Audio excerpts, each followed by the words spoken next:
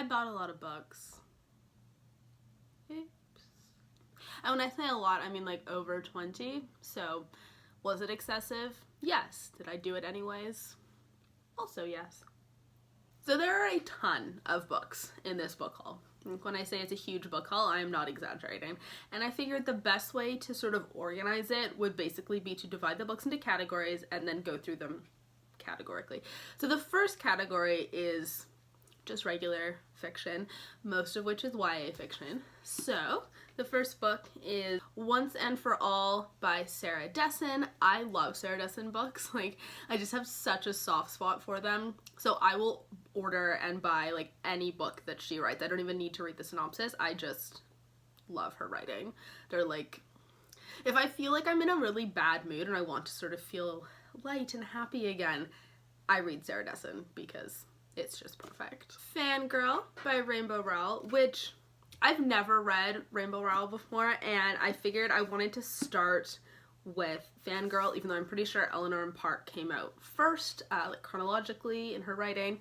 But yeah, I just wanted to start with Fangirl because people talk about it so positively, and the main character, I'm pretty sure, is at university, and I thought that would be nice and relatable, so got Fangirl. Far From You by Tess Sharp, which follows a girl who used to be a drug addict, now she's clean, her best friend gets murdered. Everybody thinks that she was off to buy drugs and that's how her best friend got murdered. It was like a drug deal gone wrong. That, funnily enough, is not what happened, and she basically has to solve her best friend's murder by herself. Beauty Queens by Libba Bray. I really like Libba Bray. I read, what's it called? The Great and Terrible Beauty quite a long time ago and loved it, and this is basically like 50 girls competing in a beauty pageant, and their airplane crashes on like a deserted island or something, and they have to survive. What could be better than that? Next up is The Perks of Being a Wallflower, which I've actually never read. It's really odd because I feel like even people who don't like reading have read this book. So it's a pretty short book, and I've always wanted to read it and never gotten around to, and I happen to really like this cover. I think it's really cool. And then I have Big Little Lies because basically I've wanted to watch the HBO miniseries like with Reese Witherspoon and Nicole Kidman since I heard about it and saw the trailer for it, but can't watch it till I've read the book. So I got the book, and I have a friend who is not sure she's done reading it or is like in the middle and then stopped to read something else, but she has spoken quite positively about it. So yeah, I'm excited to give this one a go. Next up, I have a whole little miniature section. I have 3 books that are all historical fiction. So the first one is The Alice Network by Kate Quinn, and the Alice Network was a real thing. It was sort of a network of female spies in France. I'm pretty sure it was during World War II. Yeah. Or World War I. I'm not entirely sure. But, so it's taking that premise and then sort of expanding upon it in a fictional way. But I'm quite excited to read this one. And then the next 2 books I have are both by Ruta Sepetys, and I have Between Shades of Grey and Salt to the Sea. And I have heard that her writing is like heartbreaking and beautiful and incredible and amazing, and like people cry when they read these books. And this one is about a ship that sinks, and I want to say this one is about Lithuania. Yeah, Soviet secret police, Lithuania, so I am so excited. And this one is apparently going to be a movie. Actually, I'm pretty sure it already is a movie. No, soon to be a movie. So yeah, I have had the Ruta Sepetys books on my sort of like long-term TBR for quite a while, and I wanted them so badly, and I finally got around to buying them, and now I just have to wait until I'm like, I guess, in the emotional headspace to want to read such a heartbreaking book, and I probably will not read them back to back. I'll probably have to wait quite a while in between the 2 of them to like recover and recuperate and then like work back up to reading the next one. When I was dividing the books into categories for this video, I realized I had an extraordinarily large amount of memoirs, so apparently that's something I'm really into right now. And the first one I've spoken about on this channel before, and it's Molly's Game by Molly Bloom.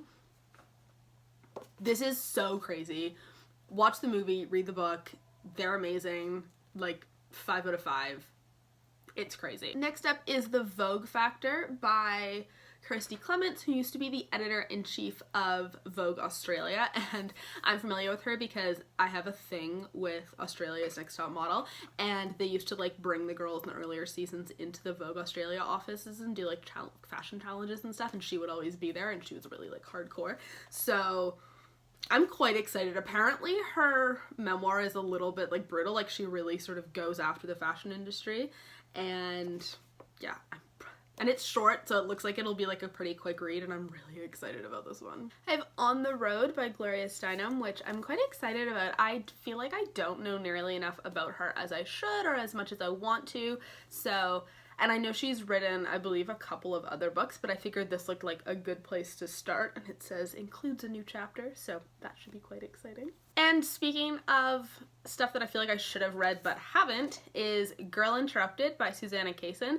I've seen the movie so many times, and I love the movie. It's actually one of my favorite movies of all time, and I've never read the original book that it's based on. And I imagine there will be some differences between the book and the movie, so yeah, I figured it was about time to get around to reading this. And then I have a few sort of like celebrity memoirs, I guess. So I have Scrappy Little Nobody by Anna Kendrick. I think Anna Kendrick is hilarious and just like it's totally awesome. So I figured it would be good to read her memoir. I have Trevor Noah's Born a Crime.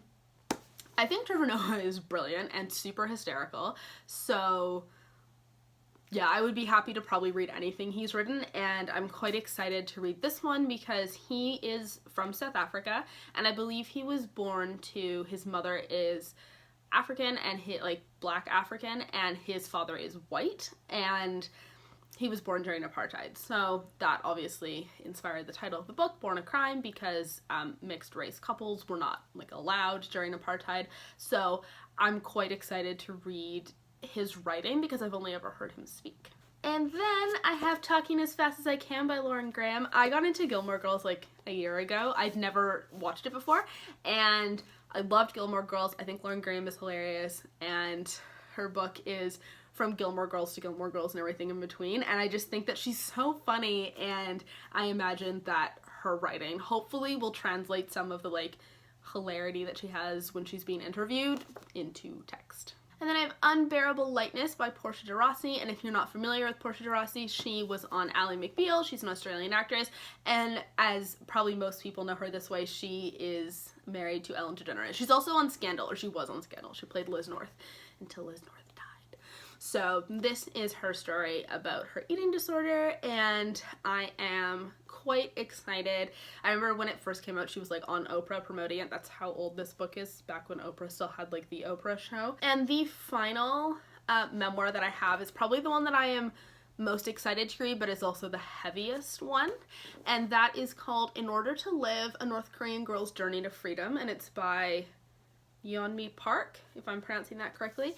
And I saw a video of her speaking at some sort of human rights conference, I guess, or immigration conference, and I think a lot of people saw that video. It was just like on my Facebook news feed, and she was talking about her escape from North Korea and how she was able to get out of North Korea and survive, and it was incredibly emotional, incredibly compelling, obviously completely horrible and brutal, and I think that it's really important to read an account of someone who was in North Korea. If I'm not mistaken, she was actually in one of the prison camps, I think, at some point, but that might be entirely wrong, so, you know. And yeah, I'm really excited to read this. I don't think I'm going to read it while I'm in school, though. I think this is the kind of book that needs and deserves a fair amount of like attention and detail and thought to read it properly, so I'll probably wait until I'm on my summer break. So the last section is my like nonfiction section, which for some people might be like the least interesting, so if that doesn't interest you at all, like feel free to just exit this video now. But I study history and politics, so this kind of stuff is super interesting to me. The first one is like, it's so heavy, and it is Helter Skelter, which I'm pretty sure is meant to be like one of the best books about the Manson murders, and I used to study psychology. I have my BA in psych. I focus a lot on forensic psych and abnormal psych. So the Manson murders, the Manson family, like fascinates me. I think it's so interesting. So And this is like a heavy like tome about it, like a monograph. And on the back it says, the biggest selling true crime book in publishing history, 7 million copies sold. So I figure if I'm gonna read anything about the Manson murders, like an in-depth like monograph type thing about it, I should read the very best, and that is Helter Skelter. I suppose this is like a similarly depressing note, but I have In Cold Blood by Truman Capote, which is the like investigative true story of a family that was savagely murdered in 1959 in Kansas. And this is a book that I like never really hear people talking about, but I see it referenced all of the time, like in print and in film and on the news and stuff, so I wanted to give this a go. Next, I'm so excited about this. It's called The Dictator's Handbook, and the like subtitle is Why Bad Behavior is Almost Always Good Politics. And I'm quite excited because I study history with sort of a specialization in international relations, and I just think this sounds so cool. I just finished taking my Intro to Global Politics class. I've taken quite a few other IR classes, and we discussed so much about like regime types and like in terms of like democracy versus dictatorship, how that affects economics, how it affects global politics, all of that kind of stuff. And I just find dictatorships to be interesting, like from a purely academic interest sense. I find them fascinating, so I'm really excited to read this. This is another rather large book, and it's called The Silk Road. The cover is so gorgeous. Like it just looks so pretty, and it's called A New History of the World. And I don't know enough about the Silk Road and all of that kind of stuff because I'm much more interested in more modern history. I'm a big 20th century buff, I guess, and I suppose if I was forced to pick another century, I would probably pick the 19th century, but it would be very reluctantly because I don't actually care about it, like in like a super enthusiastic kind of way.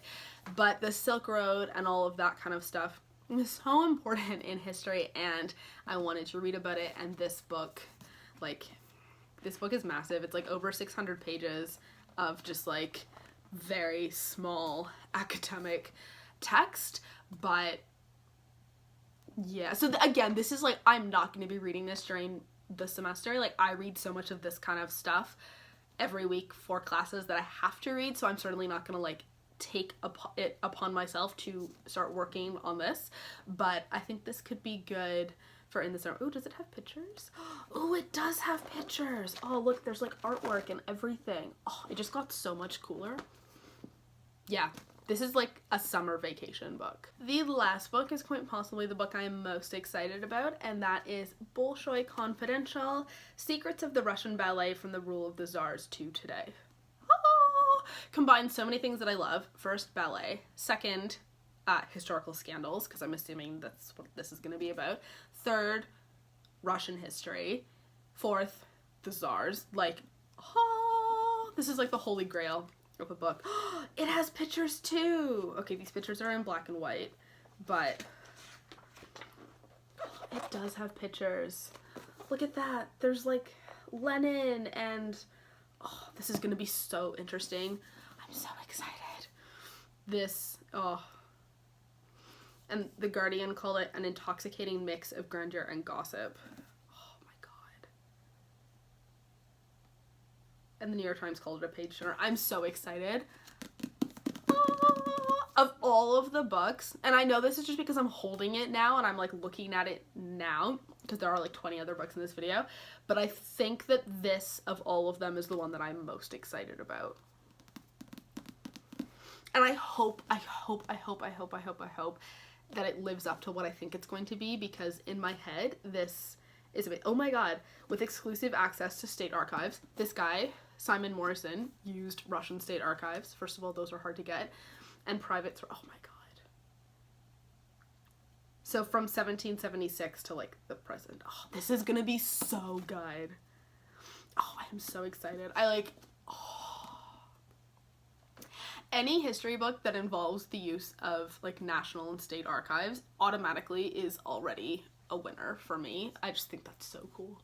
I just imagine like the historian like in the archives like looking through all the stuff and piecing it. Oh, I should stop, because otherwise I'm just gonna like start fangirling about state archives, and that's like, nobody needs to hear that. So yeah, we'll just probably need to end this here. So that is it. Those are the like slightly over 20 books that I bought. Like I said, was that excessive? Yes. Am I gonna do it again? Probably yes. No. Yes. I bought all of these before I got my library card, so now that I have my library card, I will not be purchasing quite as many books, but some of the books, like this one, obsessed, I'll probably want to read this multiple times. It's a good thing that I own it, but I'm sort of trying to buy less books overall and buy books that I think are going to be the kind of books that I want to read multiple times.